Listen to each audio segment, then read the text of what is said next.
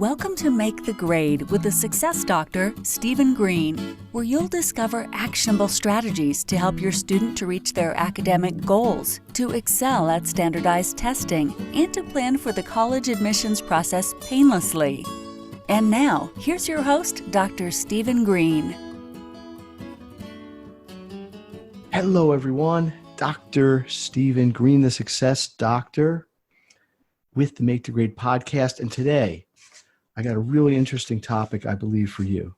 If you're a subscriber or a listener, you know my goal is always to give parents and students actions that they can do right away, like even in the middle of the podcast, pause it and go do it, definitely at the end, in order to maximize their education, improve their academics, increase self-confidence, and all the rest. But today, I'm going to kind of flip the script a little bit. Last podcast, I talked about what a student should do to prepare for a tutoring session. Today, I'm going to do it the other way around. I'm going to tell you, as a tutor, what I do, knowing a student's coming for a lesson, and what I would do to prepare for that. So as a parent, I think this is valuable because if you're going to invest time and you're going to invest resources and money in a lesson, you want to know you're getting value. So let me tell you what I do to prepare. So number one, I need to understand what the student's history is. Okay, this is somebody I've worked with for a while. We've got a relationship. I understand to some degree at least what their strengths and weaknesses are. I'm going to review my notes. Every time I meet with a student, every single time I take notes, I scan things. I've got records of what's going on. So I'm going to look back at those records, at least the last 2 or 3 meetings, and say, okay, what was problematic? Was there something that was continuing through a couple lessons that I anticipate we're going to have to look on again? And I may also look at just ideas. I may have editorial sort of comments like, was able to do it but didn't seem confident. Or I may have had recommendations, was able to do it but needs to review more. So I'm going to look at that. I'm going to try to look at that to position where we have to, or where I need to start the lesson from.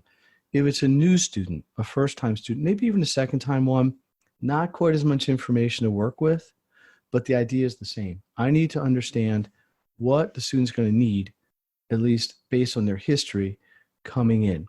I also want to look at my calendar.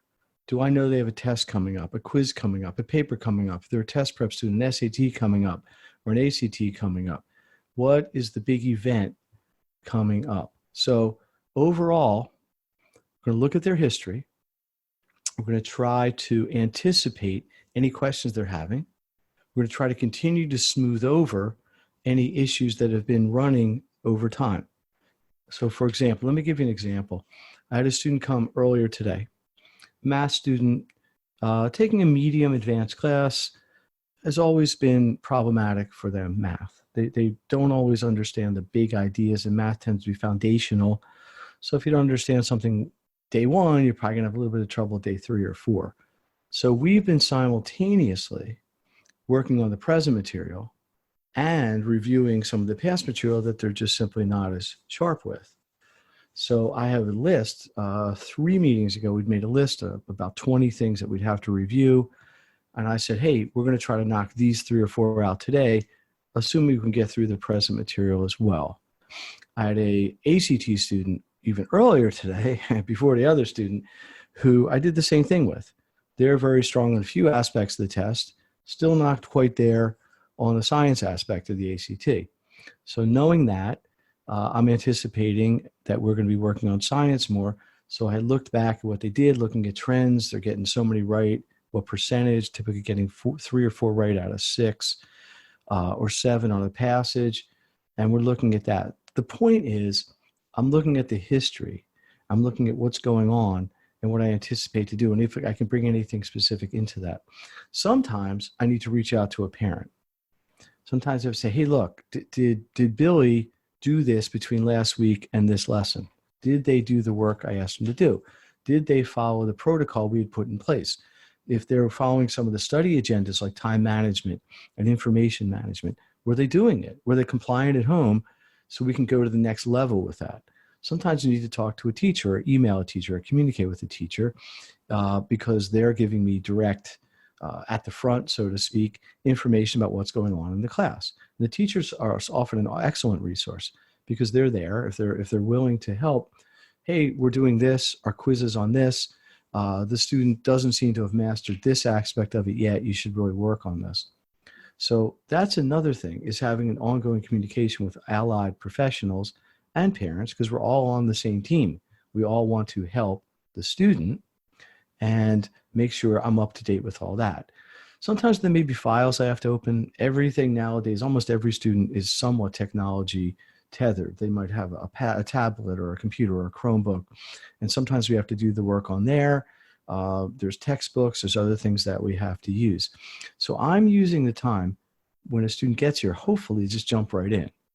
There isn't 15 minutes or 10 minutes, even 5 minutes it takes to get involved right into our lesson. So just like the student is asked to prep and prepare for what's going on, the tutor, as the instructor, I'm trying to do the same thing. I do that from a historical standpoint, what happened before, what can we do to carry that through? And I'm also doing it from a kind of third-party standpoint, talking to other teachers, parents, things like that. And then I'm doing it from the technology standpoint. There's always the individual cases depending on the student and what their goals are. But these are the things that I'm working on and I'm mentally thinking about and trying to bring to the table when the student gets here. So you got both sides of it. If you kind of pair this with the last episode, which is 11, and this should be 12, you got the idea. It's what can the student do to maximize their experience with the tutor. Now I'm trying to suggest what the tutor can do to maximize the experience of the student with the tutor. So my goal of this podcast, and pretty much everything I do, if you look at my social media and my website, makethegrade.net, is to provide students and parents with actions they can do, they can take right away to maximize their education, to improve their educational experience, their grades, improve self-confidence, improve test scores, improve everything. That's my goal. I really appreciate the people who have subscribed. I'm being told the numbers are going up every week.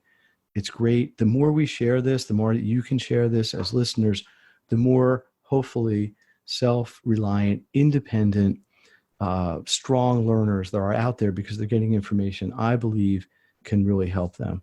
So I appreciate that. If you want to reach out, I love to engage. I'd really like feedback. What would you like to hear about? What's interesting to you as parents or educators or students? You can get me at sgreene, SGREENE, at makethegrade.net, or on all the social media at makethegrade, Facebook, Instagram, Twitter, LinkedIn, whatever else is out there. So I appreciate it. I appreciate you as listeners. This one's a little bit short because it's right to the point, and I don't want to waste anyone's time because everybody's busy. But this, again, is about taking action. So that's it. That's it for today. Dr. Stephen Greene, the Success Doctor, the Make the Grade podcast. Let me know if you have any questions. Let me know what interests you, and we will take it from there. See you next time. You've been listening to Make the Grade with the Success Doctor, Stephen Greene. If you enjoyed this episode, be sure to subscribe. For more resources and support, please visit makethegrade.net.